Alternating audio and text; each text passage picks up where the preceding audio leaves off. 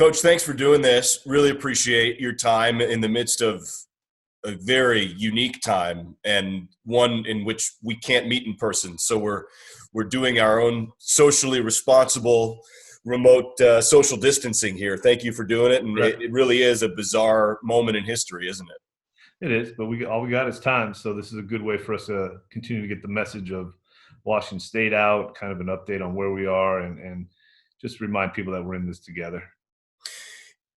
It's been a really hard time for the football team. You know, the just terrible news, a true tragedy just a few days ago. How have you dealt with that and communicated with the team? Well, we had a team Zoom meeting to tell them the news. You would love to be there and get them in person and tell them face to face and have access to those real emotions on a more personal level, but that was not the case, which made it a little bit more difficult. A little more colder than I think you would want it. I think our assistant coaches have done a really nice job getting with their guys every day. Who are we worried about? Balancing school, these emotions of Bryce, and the current situation of the world. This is a real opportunity, is what I told our coaches, to make a real difference and make a real positive impact on our current situation. You not only are a new coaching staff in a new place with kids you're trying to get to know, you're dealing with the fallout of this pandemic and everybody being distant, and then Bryce passes away, and you have there's this indefinite nature to it. So when everybody's ready to go, boom, you're supposed to get back to it. But there's a lot to juggle here. What's it like as a new head coach here to try to keep it all together and be ready to roll once we get the green light? Well, one of the things that I probably do just as naturally as a person is I tend to like a little bit of chaos. I tend to like a little bit of pressure. I also have learned not to worry about things I can't control. What we can control now is how much we engage with our own players, recruiting, how much I think what it's been good in a positive way is forced our coaches outside of their comfort zone and myself as far as being open to the basically survival skills of being able to teach an offense virtually. I think there's going to be some aspects that will probably continue. I know Coach Dickard mentioned it to me. He says, there's some things we're doing now that I think will be beneficial even if we were in a face-to-face situation. So I think that's been good, is using this time to get better as best we can and not feeling sorry for ourselves or moping around or worrying about things we can't control. When the green light comes and the decision is made, and whatever decision that is, I trust the leadership from top to bottom as far as what decisions are being made. If they ask for my input, I'll give it, but I can also be a good soldier, and I'm ready. We'll get it done when they give us the green light on what we're allowed to do. Sure. Wait, you alluded to kind of the virtual installation of the offensive scheme and Coach Dickert with the defensive scheme. In any way, with the pause of life that exists right now, is there any sort of advantage to having more time to review film, get a sense of your players from that 30,000-foot view? You mean review film of last season, possibly? Yeah, like to get a sense of what because you're new here and you're getting a sense of the guys now. Yeah, I think that process has already been completed for our guys. Yeah.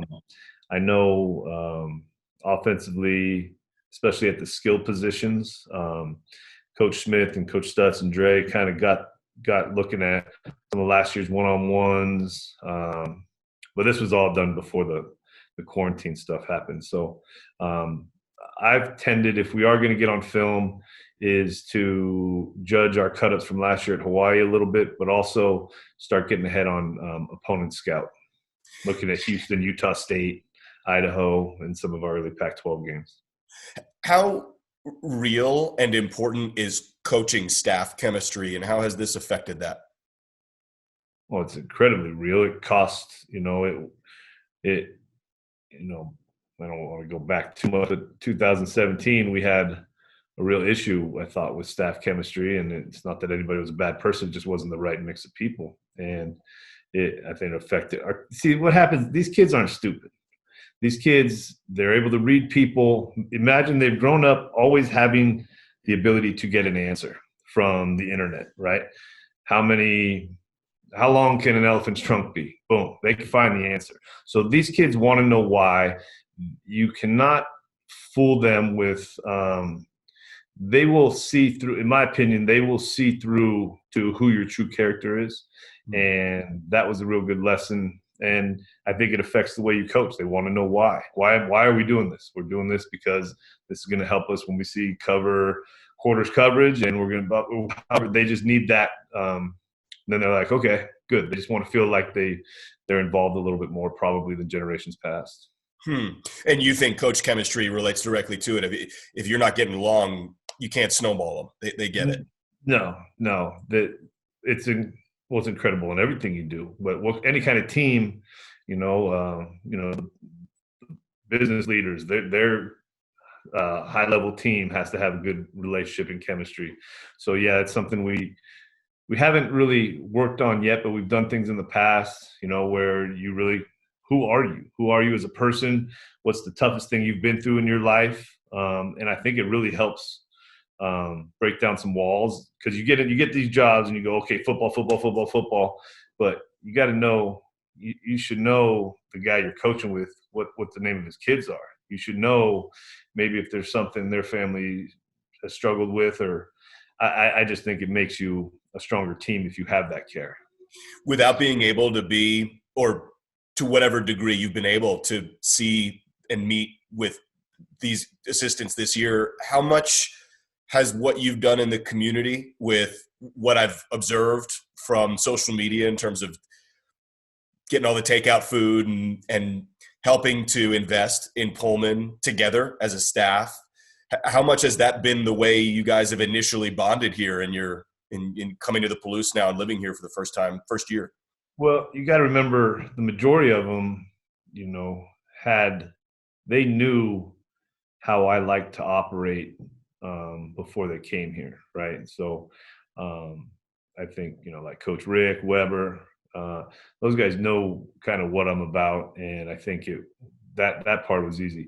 And then you take the other part, Coop, Jake, and Jay Rich, who also work together. And one thing I talked to him about early on is when we were introducing ourselves, right? Hey, this is Coach Bud. I was with Rolovich, Hawaii. This is Coach Bud. I was in Wyoming last year.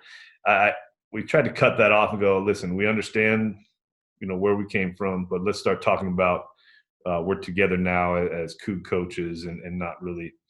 You don't want a separation there, but you have a good core from the guys who did come from Wyoming who understand each other, and it's been pretty seamless as far as the mixing of the two staffs, I think. Have you thought at all about, in terms of reintegrating once we do get that green light, is there anything, because this is so unique and so odd, is there anything different that you'll need to do or want to do to get restarted appropriately in your vision? Well, depending how long it goes, right? What does just the general human psyche go through when we do start getting back to what we thought was normal? Is there going to be a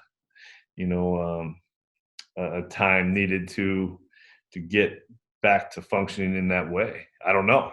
I think all the virtual contact, this we all have, whether it's social media or now our Zoom game, I think I'm interested in that part of it, right? Are we going to remember? Are we going to, what is the personal connection gonna be like when this all gets done with, depending on how long it goes? Sure. What about also just a physical fitness weight room standpoint? How much time do you think you'll need to get back in?